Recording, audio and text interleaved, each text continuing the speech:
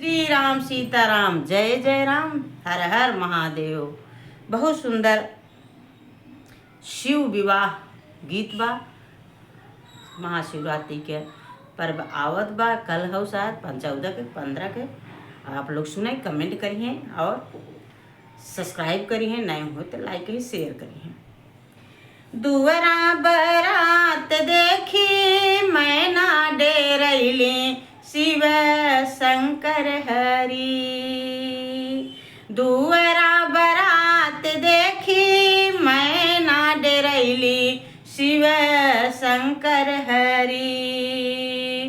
बोली ए नारद रउआ कहवा फसैल, शिव शंकर हरि। बोली ए नारद रउआ कहवा फसैल, शिव शंकर हरि। करिया दमाद देखी मैना डरी गईली, शिव शंकर हरि।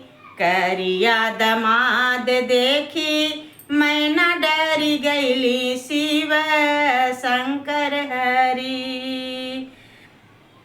ऐसन दमाद देखी कांपेला बदनवा, सांप बिच्छू लटकल बाड़े शिव के गर्दनवा। ऐसन दमाद देखी कांपेला बदनवा, सांप बिच्छू लटकल बाटे भोला के आंगवा। देखी देखी मैं रूप मैना करली रुदनवा, शिव शंकर हरि।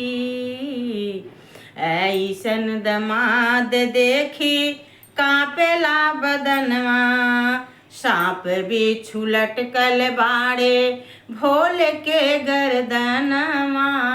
सांप बिच्छू लटकल बाटे भोले के गर्दनवा।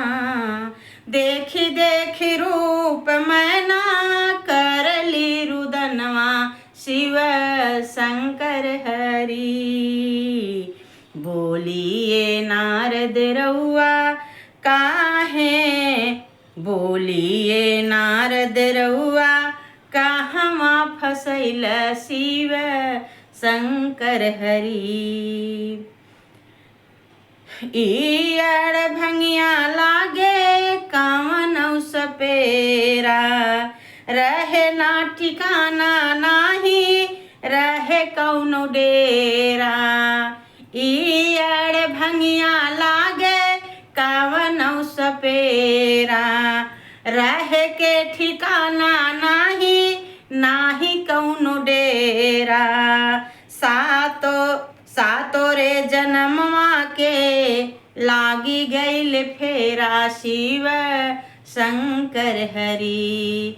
सातो रे जन्मवा के लागी गईल फेरा, शिव शंकर हरि। बोली ए नारद रउआ कहवा फसैल, शिव शंकर हरि। बोली ए नारद रउआ कहवा फसैल, शिव शंकर हरि। भोलेनाथ की जय हो।